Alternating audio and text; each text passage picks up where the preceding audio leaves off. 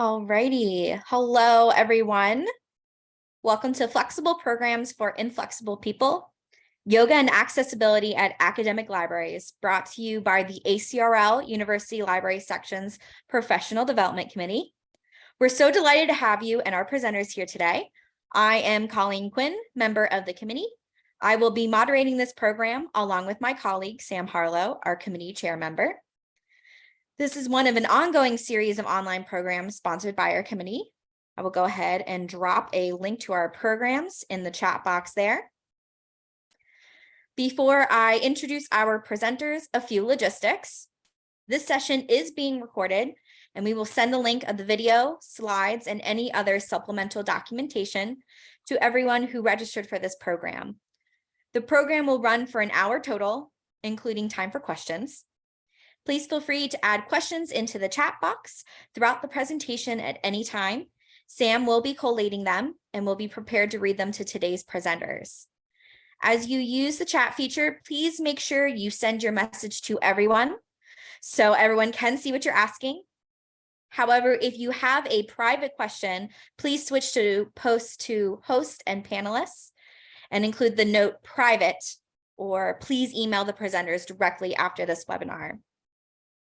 We will post a link to a brief evaluation in the chat box after the Q&A session. So please take a few moments to give us your feedback on today's program. With those announcements out of the way, I am very happy to start today's program with a brief introduction of our presenters, and they can more fully introduce themselves as they see fit. So first we have Erin Burns. And for those who maybe have visual impairments, Erin has dark hair with her hair pulled back and dark glasses. She is a STEM librarian at Texas Tech University and serves as the personal librarian to the Whitaker College of Engineering. She has a BA in English from Youngstown State University and an MLIS from Kent State University. Her research interests include mental health and academic ableism, digital humanities, critical librarianship, and yoga. She is also a registered yoga teacher, RYT 500, and conducts a free yin yoga session for the Texas Tech community online once weekly. You can find her walking or hiking when she is not knitting, creating yarn art, or standing in tree pose. Next, we have Megan Benson, who also has dark hair with a dark cardigan in the front. She is the assistant head of instruction and outreach at Binghamton University, where she liaisons to first year experience, writing courses, and the English Language Institute. She also teaches a 2-credit research skills class where she incorporates yogic philosophies to her teaching. Prior to becoming a librarian, Megan earned a master's degree in history from the University of Nebraska, Lincoln, and taught Western Civilizations 1 at Valencia College in Orlando, Florida, before earning an MLIS from Syracuse University. She is a registered yoga teacher and is often an ice cream tourist when she isn't making it herself. And last but not least, we have Brian Quinn, who has lighter brown hair and glasses. Brian is a Barney E. Rushing Jr. outstanding researcher and author of numerous peer-reviewed publications, a recipient of the Excellence in Librarianship Award from the American Psychological Association. Brian has served on the editorial boards of Library Resources and Technical Services and other journals. His article, The McDonaldization of Academic Libraries, was selected by the Association of College and Research Libraries as one of 7 landmark articles published in its flagship journal. He is a registered yoga teacher and certified meditation teacher. And without further delay, I will hand it over to our panelists. All right, thank you so much, Colleen. That was excellent. Like she said, my name is Erin Burns, and we'll get started with our slides now. So our first slides, we're going to offer some land acknowledgements today. For those of you who are unaware, Texas Tech is in Lubbock, Texas. We acknowledge that the lands on which we gather at Texas Tech and Lubbock and the surrounding region are the occupied unceded territory of the Comanche and Mescalero Apache peoples. The foundation of our institution came at direct cost to the indigenous peoples whose land and labor this university was built upon. Staff Senate also acknowledges these truths as crucial for building and fostering a mutual respect and connection across all barriers of heritage and difference. Please take a moment to pay respects to elders past and present, the many legacies of violence, displacement, migration, and settlement that have brought us together today.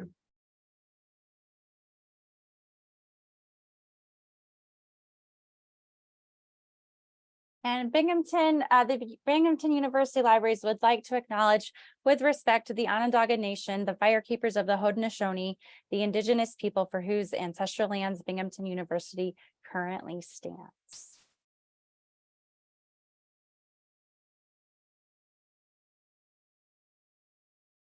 As part of that land acknowledgement, we do have a little call to action. As we aim for this meaningful and reparative action, please support your local tribes in the ways that they ask for. If you're unsure of your local tribe, please go to the Native Land website to find out. Feel free to also make a donation to the American Indian Library Association.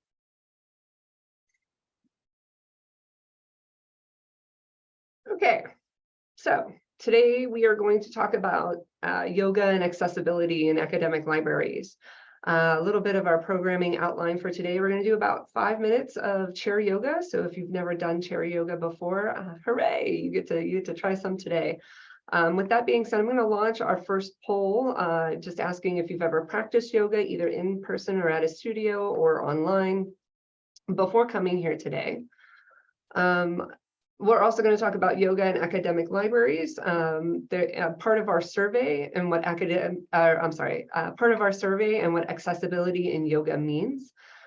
Results of the survey that we did last year and part of our upcoming publication and further implications for academic libraries and a call to action for that.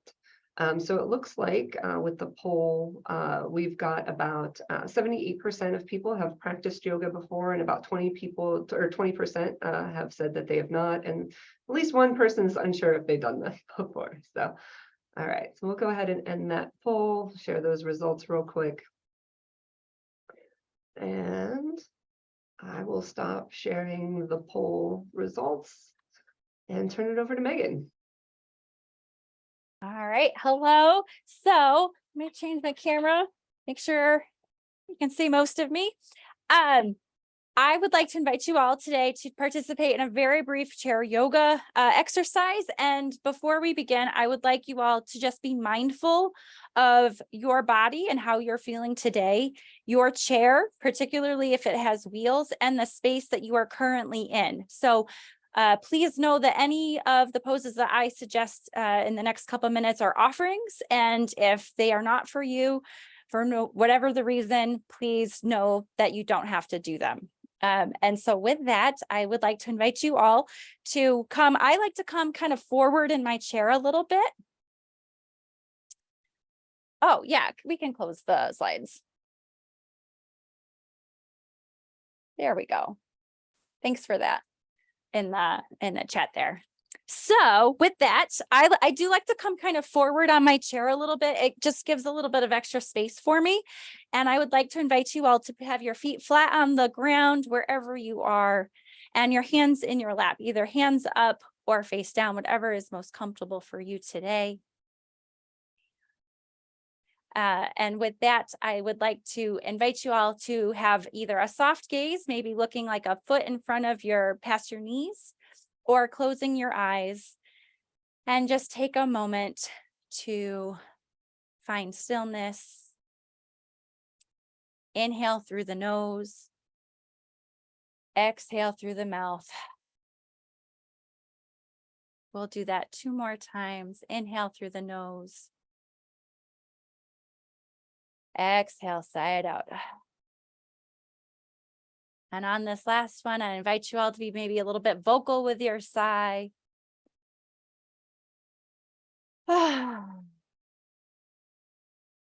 Letting it go. From here, I would like you all to, or invite you all to, I'm going to take my left ear towards my left shoulder. And this might feel enough of a stretch. This might feel really yummy for you, but you might also explore and bring out your arm. And this might feel really nice. You could also explore And maybe draw infinity signs in the air, maybe extend and flex the fist.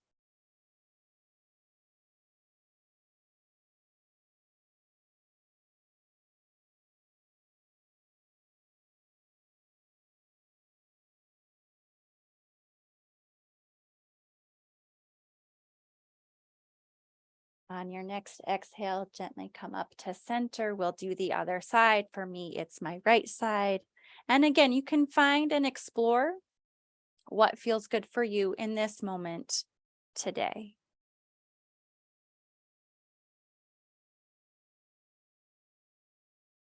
Each side might feel a little bit different. That's totally normal. We just want to avoid anything that's painful. And if that's the case, please stop.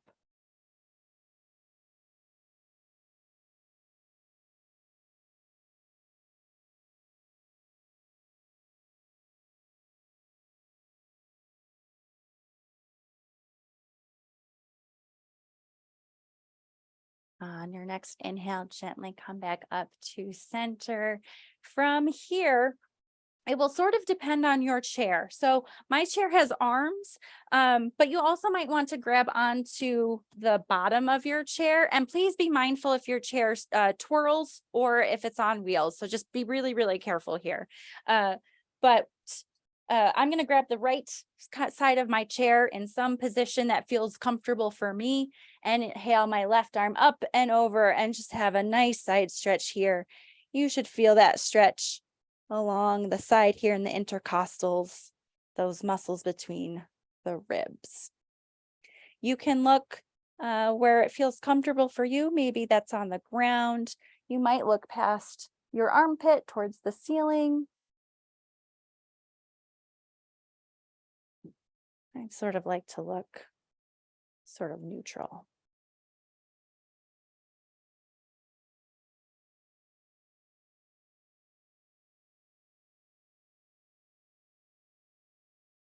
Inhale, come up. We will switch sides. So for my left, grab onto that spot, which feels sort of right. Inhale, right arm up and over. Find that side stretch.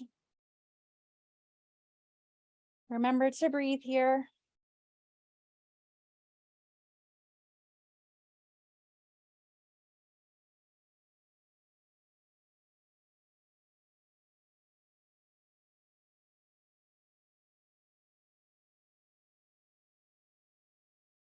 And on your next inhale, come back up to center. Maybe give yourself a little wiggle, little shake out. And the last pose that I will offer today is a seated figure 4. So I'm going to take my right ankle and cross it just past my left knee. I like to flex my foot here. And then this is a very much of an exploratory pose. This might feel juicy for you here. And you can also come forward any amount. You'll start to feel the stretch in your sort of glute and hip area. And we'll be here for about 10 breaths. And as you start to familiarize with the pose, you can come forward any amount. And this is one of my favorite poses to do in my office. So I invite you to all to remember this one.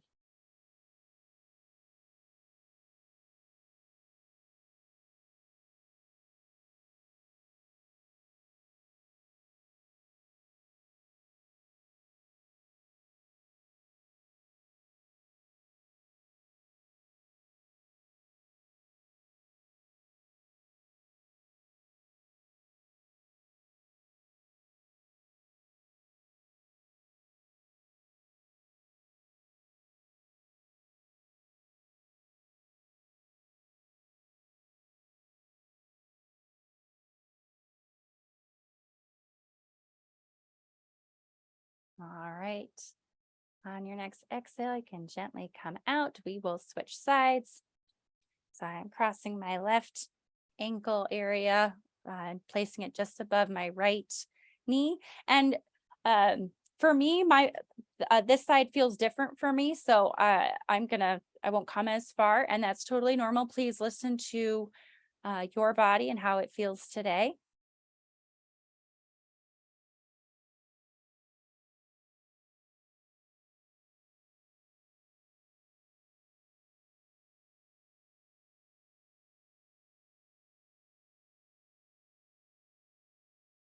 Remember to breathe. Again, you can come forward if that feels like that would be welcome in your body.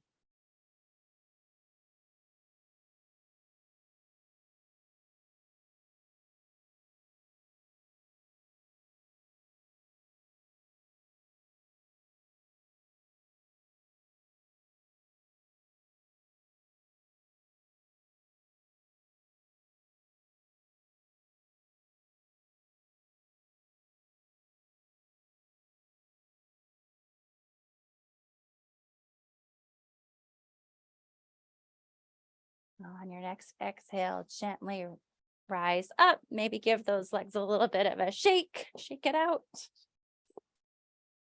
And from here, we will close.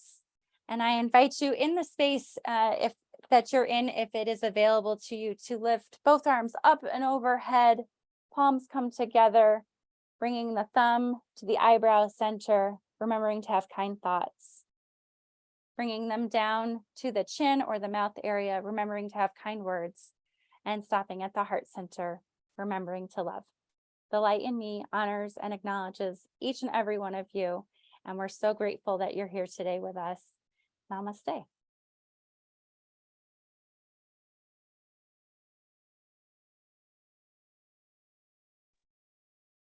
Thank you, Megan. All right. So go ahead, we'll go to our next slides here. All right, so we are going to talk about yoga at academic libraries. So I'm making some assumptions here. I'm going to assume most people who are here at this session are at an academic library.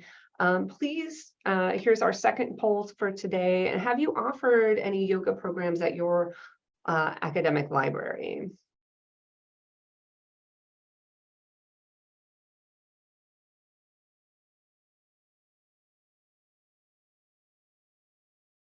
Okay, looks like we've got most people have answered. We do have 26% of us have offered these programs. That's awesome. 63% have not, and about 13% of us are unsure if we've done these kinds of programs before. So that might be a bit accurate of what we found when we were doing our other survey, but we're going to do a little bit of a background here on yoga and accessibility and what that means. So as part of our conversation today, and feel free to write in the chat box what makes library programming accessible and what makes yoga and meditation programs accessible to you. For yoga, especially in what it means for the yoga community, accessibility is more about making things available for that your program should be welcoming and inclusive, right? So that yoga is for every body type, body shape, not just the white, skinny, hypermobile, hyper flexible. Accessibility can also be making sure that the practitioner, so you as the practitioner, have a choice about how you practice, right? You may have noticed things that Megan had said earlier today during that session. She was making this very inclusive, using that type of inclusive language. And we don't force people into postures that they can't do for whatever reason. So there are some types of yoga that will do this to people. And so we try to, at least I try to make sure I stay away from that. I feel like that is bad. There are other poses that can start in easier aspects of a pose, right? And then giving options for deeper poses. We call those modifications, and we encourage people not to overstretch, although some people do. I encourage my students to not overstretch. Just because they can doesn't mean they should today. We also use props like blankets, yoga mats, blocks, meditation cushions, being mindful of other people in their bodies, in the room, as well as, just as we do the sessions. And then for online practice, obviously including things like closed captioning and better visual and, or not visual, but better audio cues on what to do for these postures. I see we've got some really awesome comments here in the webinar chat about allowing English language learners to SEE in addition to hearing suggestions. Yeah, so that's awesome. So part of the reason we practice yoga, and we'll notice that a lot of people will say that they practice yoga for these various reasons. And that includes things like to be flexible or to get stronger and more athletic, for relaxation and stress relief. That's the primary reason I practice and teach. But there are other reasons that many others have practiced before. And this is where a lot of yoga research has done a lot of their, well, a lot of people have done yoga research in these areas, and it has shown that a lot of the time, particularly in some systematic reviews, that yoga does have some effect on these areas of your life. So why practice, or how do we practice at academic libraries? Well, a lot of us tend to do things as part of finals week de-stress events, which makes sense. Lenstra found in 2020 in his unscientific poll that there were at least 11 colleges and universities offering yoga sessions at that time. Yoga can also come from the student fitness center or counseling centers. We find that there are also other student wellness initiatives. So things from, here's an example from the Texas Medical Center Library, who did a yoga lecture and demonstration as part of their wellness series. And then other places provide quiet space for yoga, meditation, and or prayer. So we may find that sometimes people feel that there is an interest in this program, but there might be some institutional or department pushback on it, related to either risk management issues, having funds to pay for the yoga teacher, space issues, where do we hold these things? Some also feel that, maybe it's not the library's place to provide these programs, but we argue that having these spaces on campus can only help the library and those who participate in them. Ooh, too far.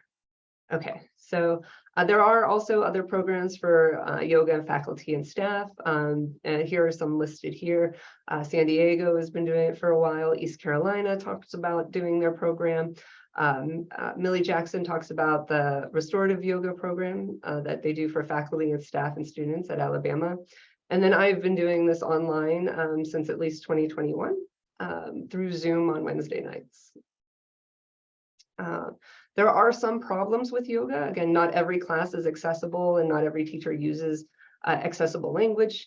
Some teachers use racist and colonialist terms, including things like, tribe, which yogi and author Susanna Barkataki has been particularly adamant about ending, as that word, when taken outside of the tribes and tribal entities of Native Americans and indigenous peoples, tends to be used in a colonialist way, and we should just stop using it.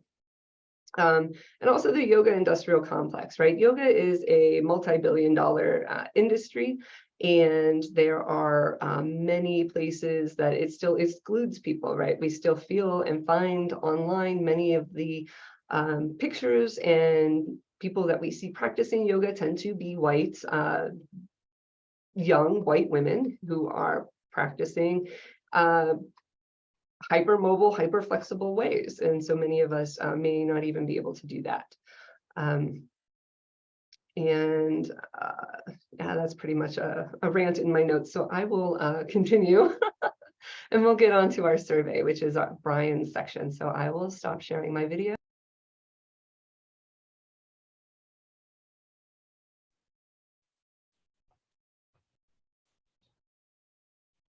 Okay. Hi, everybody.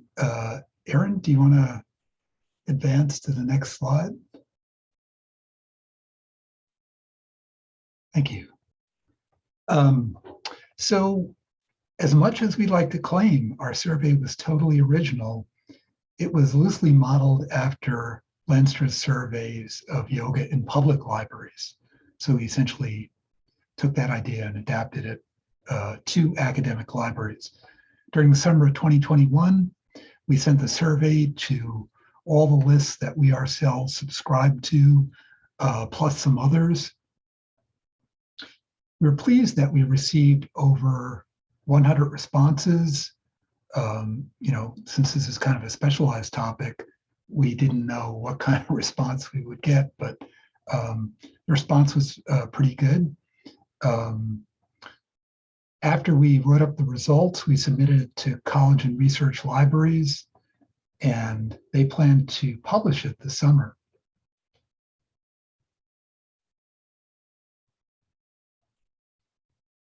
Next slide, please. So one of the questions that we asked in the survey was, did your institution, college/university, or academic library offer yoga or meditation programs before the COVID-19 pandemic? And so the possible responses were, yes, these programs were offered. No, these programs were not offered. Offered yoga, but not meditation, or offered meditation, but not yoga. And also we included a maybe response for people who weren't sure. So the results indicated that most, 87%, of academic libraries did not offer yoga and meditation programs before the pandemic. Yoga and meditation was twice as likely to be offered on campus rather than in the library. Most library-based yoga programs, 72%, were discontinued during the pandemic. Additionally, 40% of respondents said the library did not cover any costs of these programs. So things like expenses for mats, blocks, space, instructor fees, all that sort of stuff. None of that was covered by the library.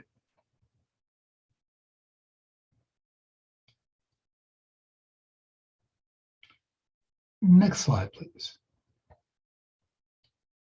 So one of our questions asked, were the yoga or meditation programs before COVID-19 accessible?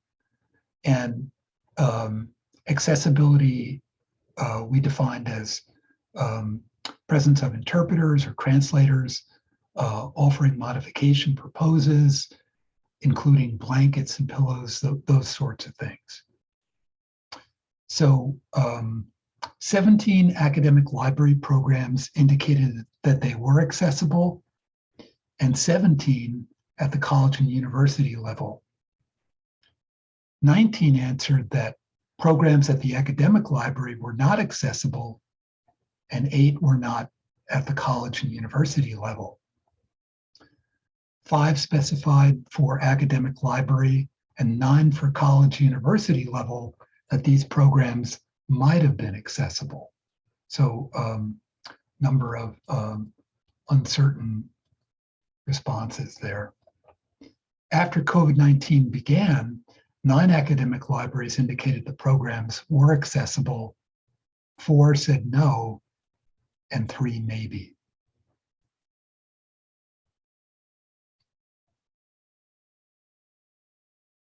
Next slide, please. Okay, so one of our questions asked, what made these programs before COVID-19 accessible? And possible responses included in-person interpreter, modifications for poses, inclusion of blankets, pillows, blocks, or other props, not sure, closed captioning, and other. Modifications for poses was the most popular method of ensuring accessibility, with 17 responses at the academic library and 16 at the college university level. This was followed by use of props, 11 and 13 responses respectively. Participants also reported that one had an in-person interpreter at both the academic library and also at the college and university level. No one offered closed captioning at the academic library, but 2 did at the college and university level. If a participant selected other, they could write about what made the program accessible. One participant wrote about the instructor consulting with each participant to be aware of any needs before a session started. Another wrote about a chair yoga session that they attended. An additional participant mentioned closed captioning and modifications at the college and university level. After COVID began, one academic library started offering a program with closed captioning, while the college and university level added 3 closed captioning programs. Other types of accessibility options with regard to the programs stayed approximately the same.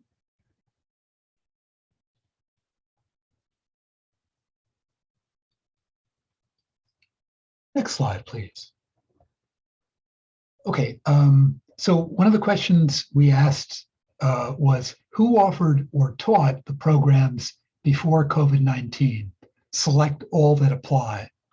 And so possible responses included outreach librarian, other faculty or staff member, human resources, other librarian, yoga instructor from campus recreation, yoga instructor not affiliated with the institution, not listed, and not sure.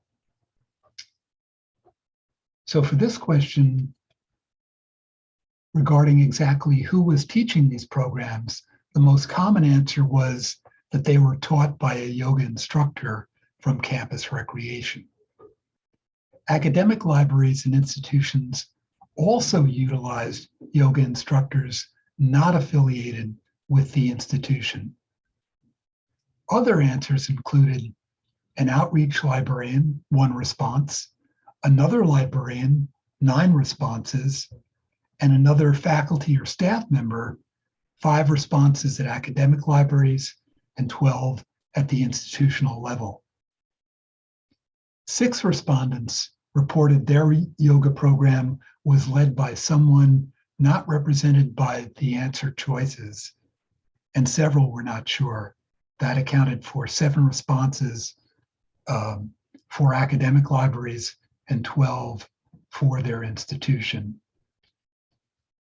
Only 1 person reported that human resources offered or taught a program at their institution. This suggests that other collaborators were aware of the benefits and stepped up to provide these sessions when the need was indicated.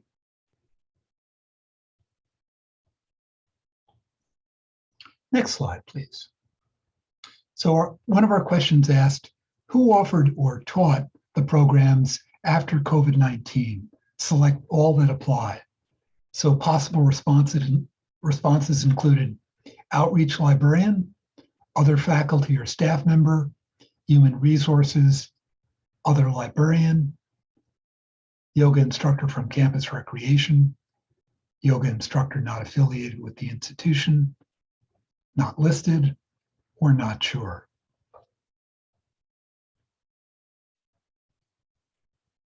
After COVID-19, the answers were similar, except that there was a decrease in the number who taught for most options. Academic libraries work with yoga instructors from campus recreation nearly 3% more than before the shutdown. College and universities partnered with human resources to offer 2 programs after the shutdown. Other instructors included an associate dean and a well-being coordinator.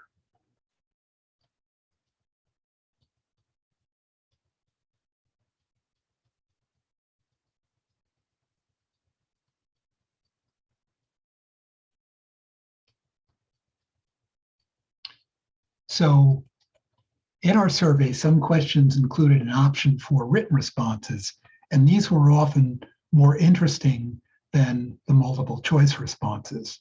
Some of the written responses mentioned the importance of caring and connection, and others mentioned ambiance and taking a gentle approach. Others reflected the desire for and receptiveness of librarians to having access to yoga at conferences and in their own library.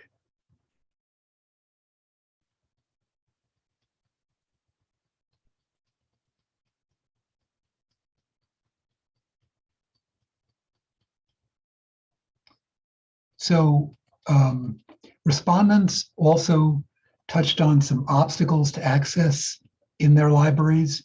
These included holding yoga practice at inconvenient times and having to juggle parenting with practice. Other comments reflected the scarcity of private space for practice and issues related to keeping spaces clean and functional. Access to regular and consistent practice was also mentioned as challenging.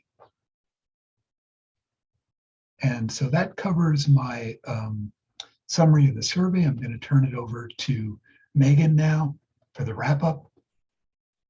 Yes, thank you for that, Brian.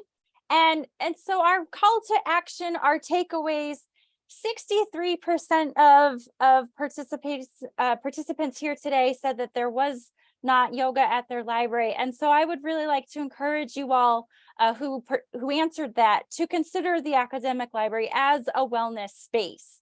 And to meet your participants where they are. And so I think you could start small with de-stress or finals week programming, or even maybe something with your faculty and staff in the library, and start there and start small. But to meet the participants where they are, to encourage folks to have props if possible, and then to think about how accessible your yoga and wellness programs are. Is there an interpreter? Is there closed captioning turned on? And just to maybe go beyond, like, yes, let's offer yoga, but then let's consider how and who is coming to these yoga programs and make that inviting for everybody.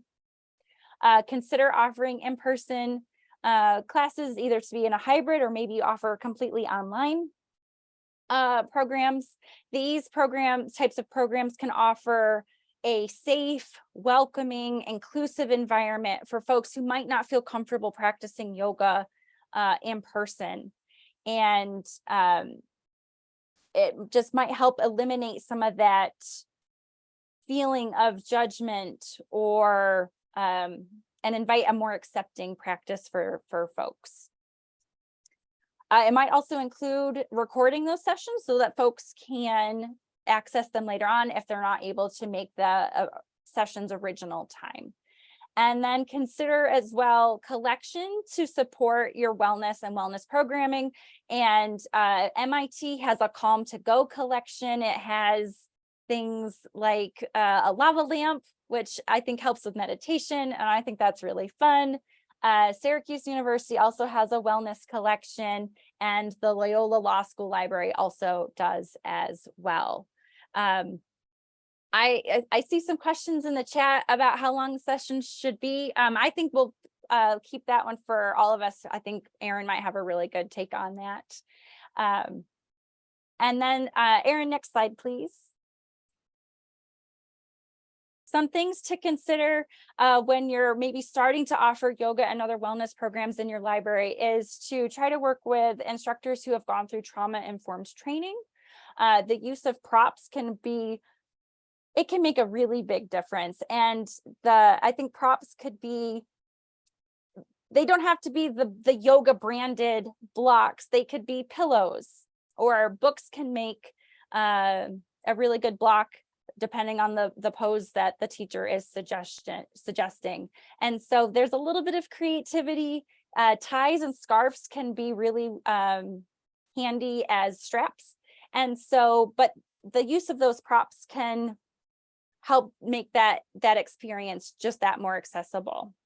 Using inclusive language, including in your marketing for the program, should also be considered. And then also the space where it's happening. So is that space really noisy? Is there like a really harsh fluorescent light? Perhaps you could get one of those fluorescent light blocker. The ones I've seen are like in the shape of like a palm tree leaf. So it's sort of tropical and festive. But think about where that space is happening and think about the experience that folks might have and how can we make it more accessible for everybody. I think that is our next slide. I think the really big takeaway is to really consider offering wellness and yoga programs in your library, and to make sure that they are accessible for everybody. And so with that, I think we can start some Q&A. Thank you all. Okay, I'm going to start with the first one that I did not hear answered. So how easy is this kind of session to convert to a virtual space? Our university is 80% online, so having an in-person yoga session is harder to host. What are the accessibility issues to consider in a virtual format? Sounds like a perfect Erin question. Yeah, so I've been teaching online since 2021. I teach in my living room in my apartment. So I have it set up on Zoom. I turn the closed captions on. I have a new student the past several weeks that I've taught this while I was on vacation, but like towards the end of April, early May, the student was using Otter AI as well to keep track of their captions. So being visible in that space, and again, just sort of being more audible with your cues and how you structure the session. I also start off by saying, hey, we might use these rolled towels today, so if you got some towels lying around, you might want to go ahead and grab those as part of our props for the evening. But yeah, I mean, those are basically how I try to structure and make sure that those sessions are accessible to the students or everybody who participates, because it is open to faculty and staff as well.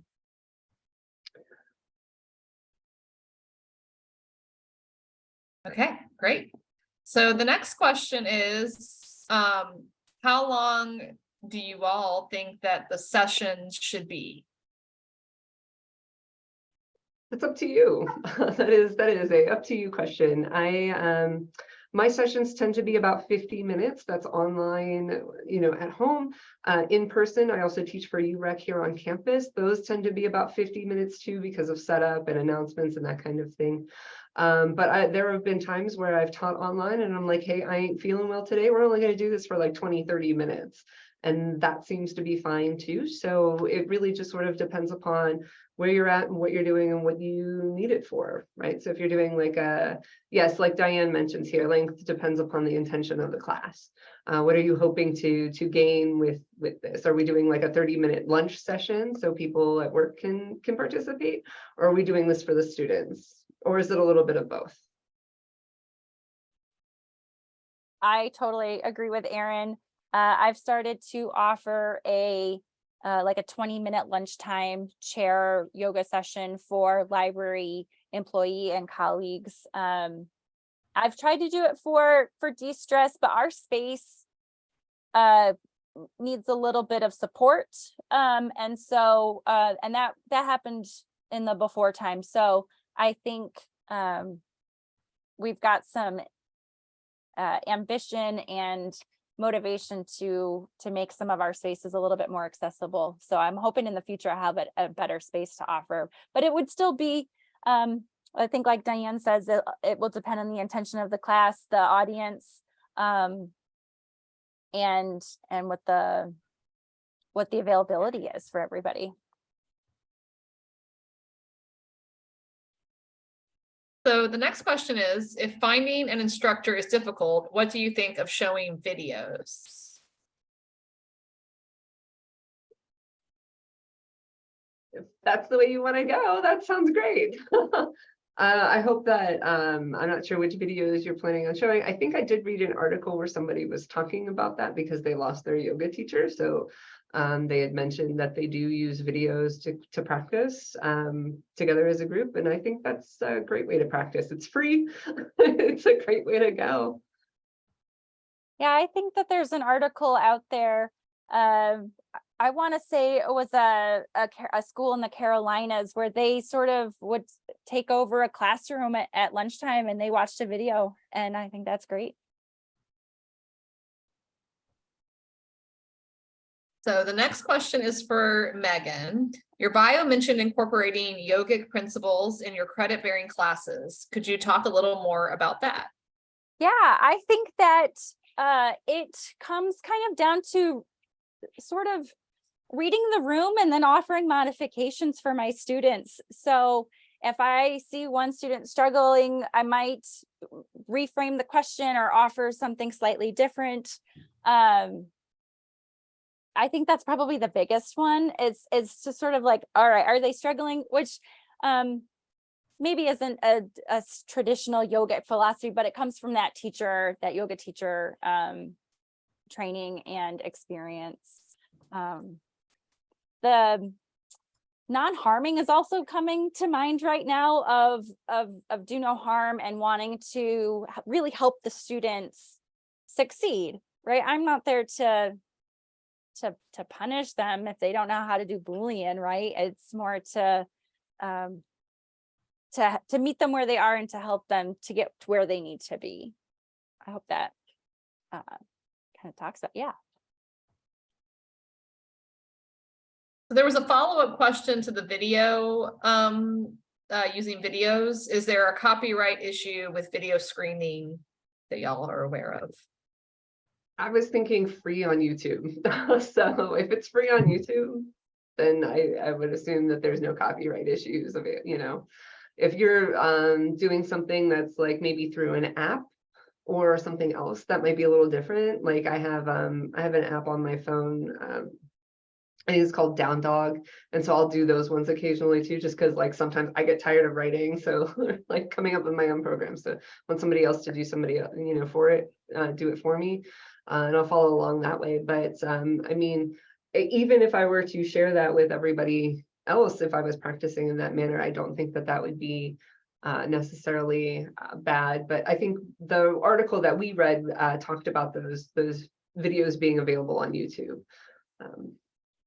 And there are lots and lots of them. So there is a follow-up question too about virtual yoga.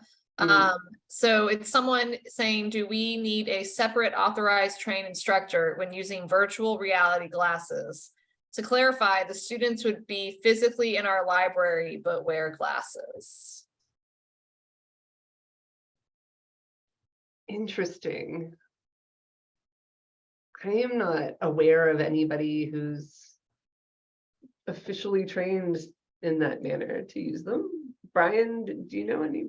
No, Across that?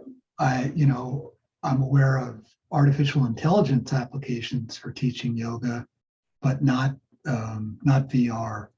I would think putting on one of those headsets and trying to get in and out of poses would be enough to knock you on your butt. I would be mindful of I would want somebody who, I guess, who knows what they're doing, and has some sort of training. I'd be, because you can hurt yourself. You can hurt yourself. I don't know that that's talked about enough. Like I fell on my head once, and it was scary. So I would just be really, really mindful and maybe do a little bit of background research on whoever is offering that VR experience.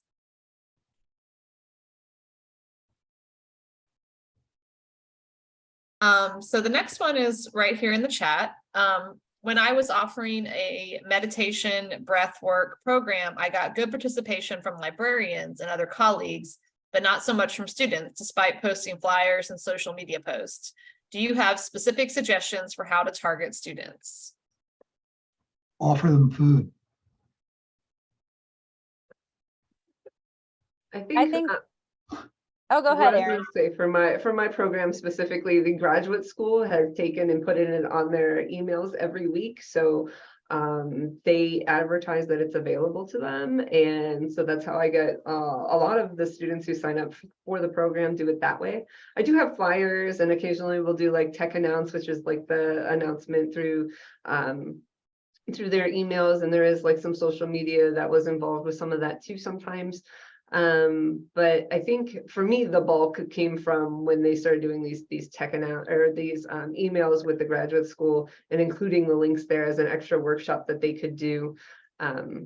So yeah, and it's something that they can do for free at home in their jammies, and they don't have to turn their cameras on. I don't have to see them. They can just sit there. So. I think too, if you can find a student group to partner with, Mhm. and invite them along or let them know that this is happening, that might be a way to encourage folks to come. Yeah, at our institution, we offer special classes for fraternities and sororities and student groups like that. So if you can partner with some of those groups, that might be a good way to increase your student count. You could also partner with your university recreation department if you've got one. Oh yeah, big fan of yoga with Adrian. I see that in the chat box. Yes. Part of the pandemic. I watched some of her videos during the pandemic. Thank you, Jennifer. So that is the last question from the chat that I can see. Please feel free to put your questions in here in the next 9-ish minutes. I'm going to go ahead and stop sharing my screen if that's okay with everybody.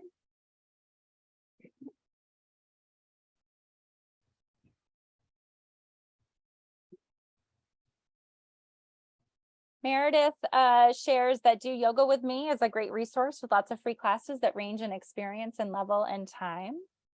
Thank you for sharing that. Thank you, everyone. All right. Well, thank you so much to all of our panelists for sharing your expertise with us today. I would also like to thank Lauren Carlton, as well as everyone in the ACRL office who always, thing just jumped up a little bit, there we go, who always help make the magic happen for these presentations. Remember that we will send the link to the recording and other supplemental documents for this session when it is available. As a reminder, please fill out our brief evaluation, a link to which has been posted again in the chat window. And thank you everyone so much for coming. It's really great session. Thank you all so much. Oh, thank you.